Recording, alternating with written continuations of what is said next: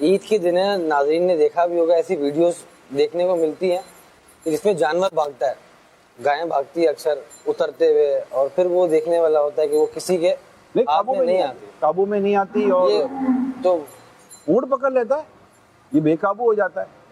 जानवर जब बेकाबू होता है ना, हाथी जब बेकाबू होता है, फसलों की फसलें बर्बाद कर देता है, लोगों को उजाड़ देता है।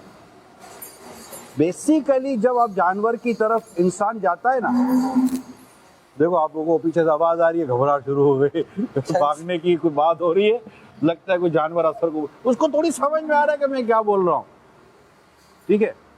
मगर बेटा होगा वही जो अल्लाह को मंजूर होगा। ये अल्लाह की मखलूक है।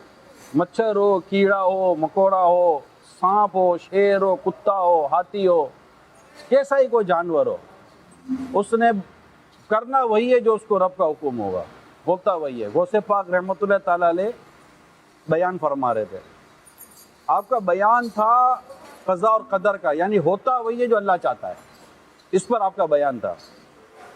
ऐसे में सांप आया, बहुत बड़ा सांप आया, और जैसे वो सांप गौसे पाक रहमतुल्लाह ताला अलैह के पास आया तो जो लोग थे ना वो आगे पीछे हो गए, मगर हमारे गौसे पाक, हमारे पीरो मुर्शिद रहमतुल्लाह ताला अलैह, इन्होंने अपना बयान जारी रखा। वो आपको लिपटता हुआ सामने फन फैला कर बैठ गया। अल्लाह ताला ने उस सांप को बोलने की ताकत दी।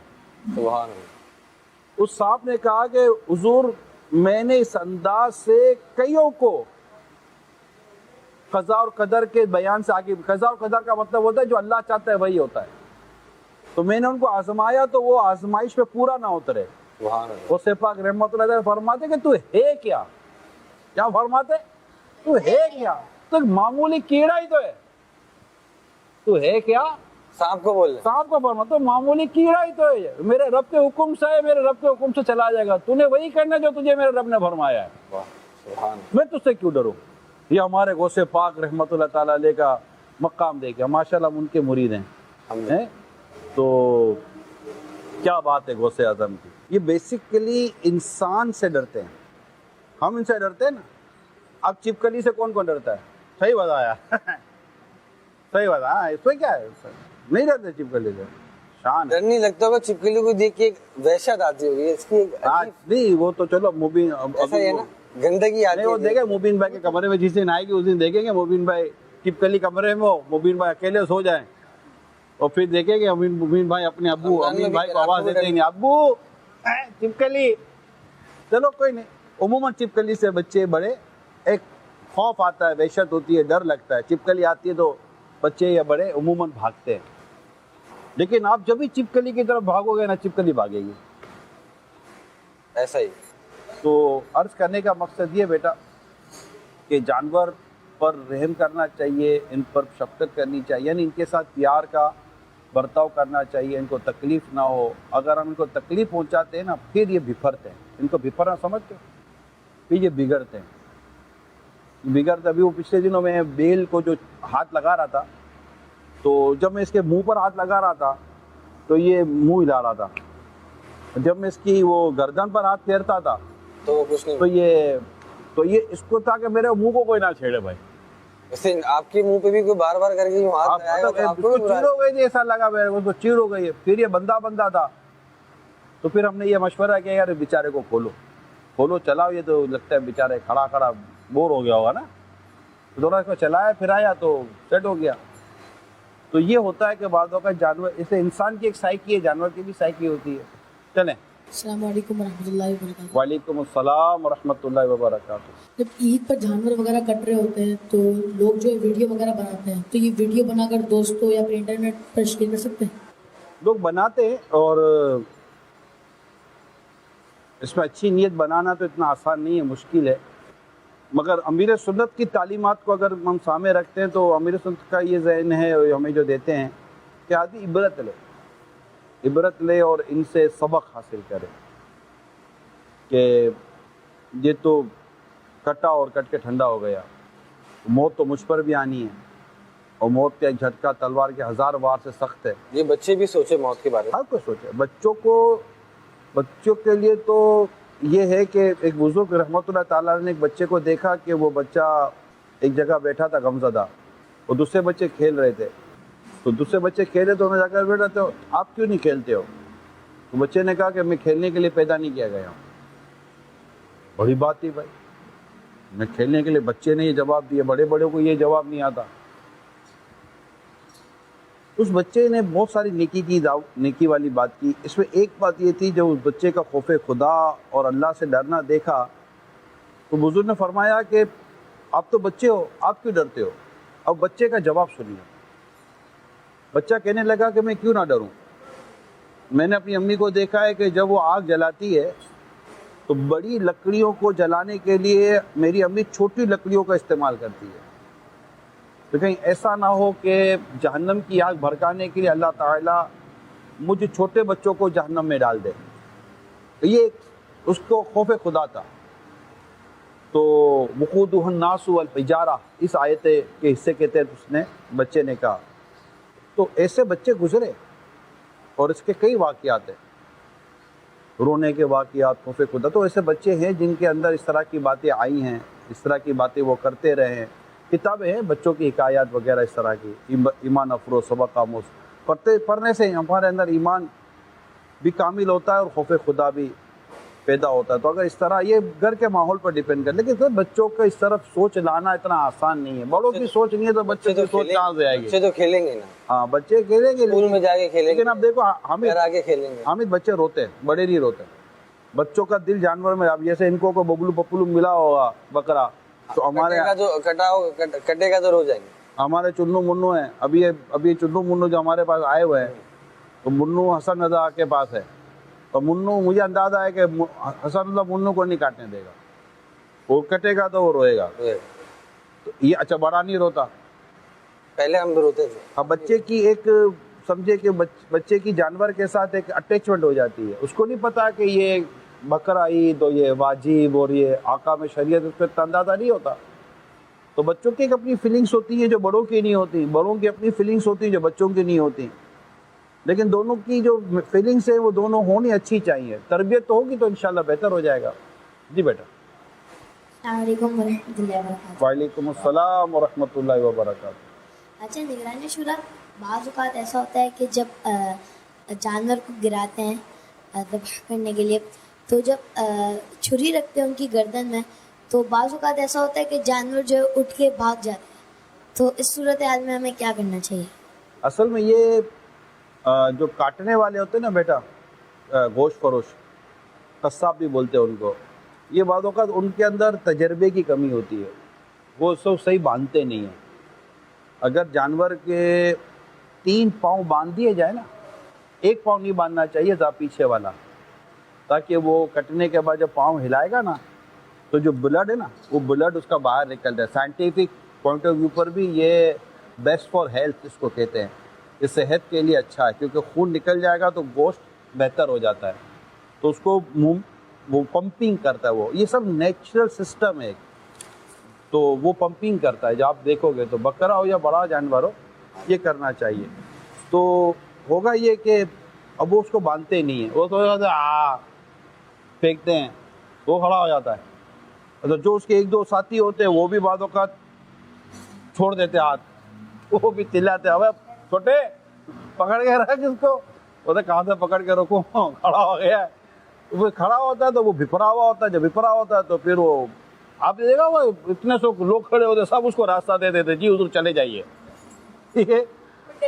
हाँ, तो डरेंगे नहीं तो बेटा ऐसा खड़ा हो जाएगा आदमी, क्या आ जाए भैया मैं खड़ा हूँ।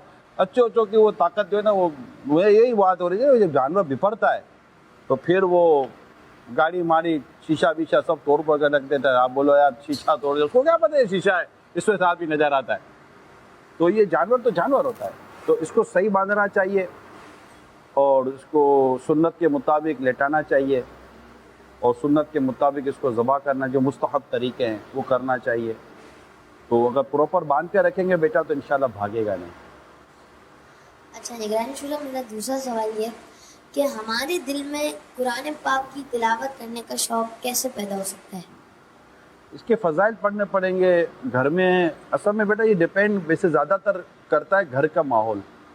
अगर घर के बड़े वालिदैन, अम्मी अब्बू, बड़े भाई बहन अगर ये कुरान पढ़ते होंगे तो बेटा आपका भी पढ़ने का दिल करेगा। ये बड़ों पर डिपेंड करता है, फिर माहौल पर डिपेंड करता है कि आपका माहौल कैसा, आप किन दोस्तों के साथ उठते बैठते हो, आपका स्कूल का फ्रेंड सर्कल कैसा है, आपके मदरसे का फ्रेंड सर्कल कैसा है, घूमने फिरने वाले और तफरी करने वाले दोस्त हैं या कुरान पढ़ने वाले, सच बोलने वाले नेक आपके दोस्त हैं, ये डिपेंड करता है।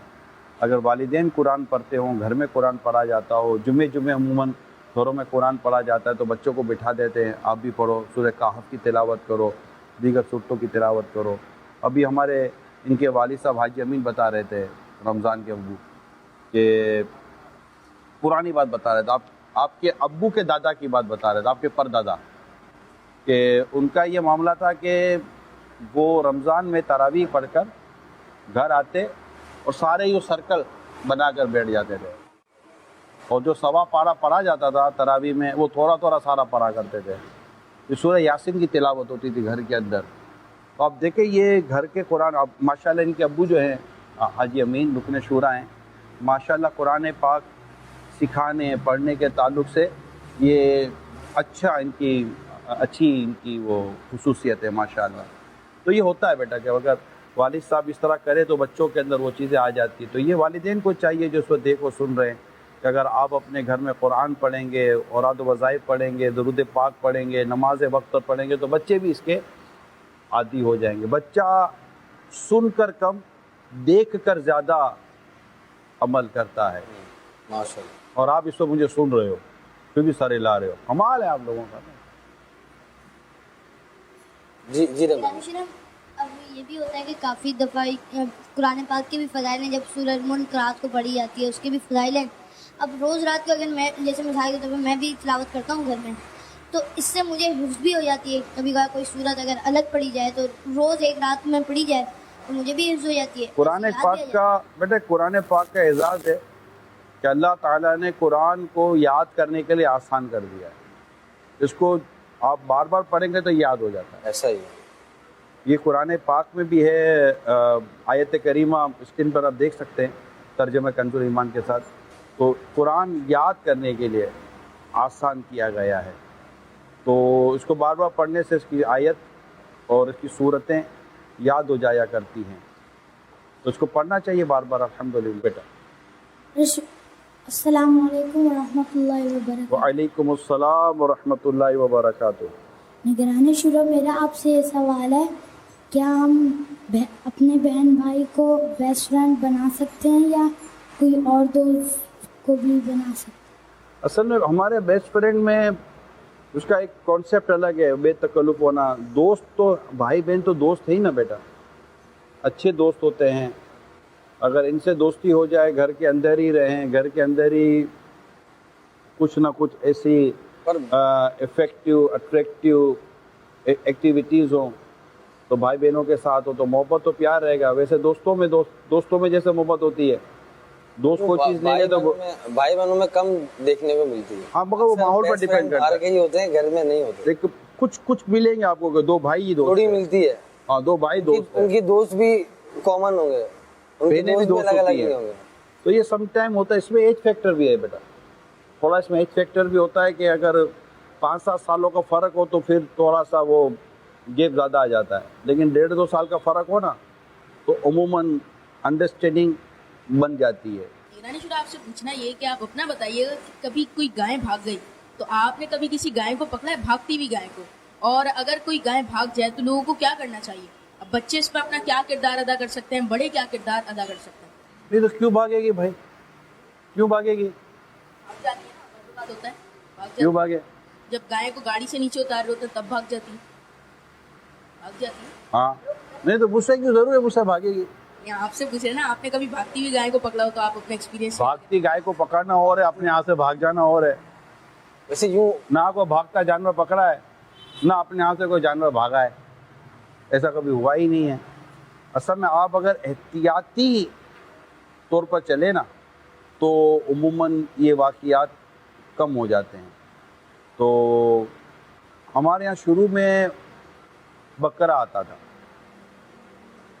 तो जैसे घर में एक ही कुर्बानी, मैं तो छोटा था, तो एक कुर्बानी के तौर पर बकरा आ गया, तो और बकरा कहाँ से भागेगा लेकर। तो आपकी वो बकरे से अंडरस्टैंडिंग मेरे साथ ये होता था कि दिन में 4-5 घर बार के चारा ये खिलाते। बड़ों के लिए, मैं घर वालों के लिए भी कह रहा हूँ, जो अमूमन कुर्बानी, अब तो खैर अब तीसरी ईद है, सब हो गया, 5 बजे अब क्या कटेगा, ठीक है, अब तो जो कटा था वो अब आपके अंदर जाएगा, जो करना होगा उसने करना होगा। तो लेकिन एक जैसे मैं दाऊद इस्लामी से पहले हमारे यहाँ जब कुर्बानी होती थी, फिर बड़ा जानवर भी लेकर हमने काटा है, उसको भी ज़बह किया है, कुर्बान किया है। तो मैं ईद की नमाज़ पढ़कर आता तो गोश्त फरोश से मेरी ही तरकीब होती थी, कसाब से, तो मैं ही कटवाता था। सबसे पहले हम कह सकते हैं कि कटवा लेते और फिर घर पर गोश्त पहुंचा देते, तो रिश्तेदारों आप और खुद ऊपर चढ़ाते थे? सर पहले था ये कि जब बकरा कटता था तो हमारे घर था बेटा तीसरी मंजिल पर, उस वक्त शादी भी नहीं हुई, तो मैं भी मतलब होगा, मैं 15-17 साल की मेरी उम्र होगी, तो हमारी तीसरी मंजिल पर घर था, तो ऊपर से वो बास्केट उतरती थी। फिर थोड़ी सी आसानी, वरना पूरा बकरा बास्केट ऊपर उतरती चढ़ाने थी, अब बकरे को चढ़ाने में कितनी देर लगती है, उसमें गोश्त डाल दिया, ऊपर चढ़ गया, 2-4 चक्कर लगते थे, गोश्त पहुंच गया, अपनी भी जान छूट गई। ऊपर में पहुंचता था तो वो थैलियाँ तैयार होती थी, फिर ख़ानदान में, रिश्तेदारों में, और जो मतलब कि जिन तक पहुंचाना होता था, फिर मैं मोटरसाइकिल पर जाकर। अच्छा, ये जो बच्चे बैठे हुए इनको भी जाके देखिए बांटना चाहिए, यही अब्बू है के कि साथ मैं जाएं बल्ले। उस वक्त मैं घर में होता था और मैं ही शायद कर सकता था, तो अब वालिदा अम्मा हमारे घर में, ज़ाहिर है घर के काम हम नहीं करेंगे तो कौन करेगा, हम ये कहेंगे मैं नहीं करता। तो अच्छा, मैं जब जाकर पहुंचता कहीं के यहाँ, तो अभी तो वो तो बैठ के इंतजार कर रहे होते थे, बोला इमरान क्या हुआ, गोश्त लेकर आ गया, हमारा तो जानवर कटा नहीं है, तो उनके वो आता ही नहीं था आदमी।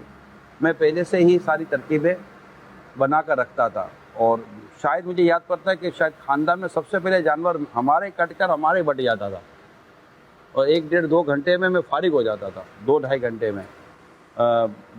तो घर के काम हमने करने होते बेटा, जिसको जितना, अब जितनी उम्र जितनी आपकी ताकत, तो और घर के जहाँ काम जहाँ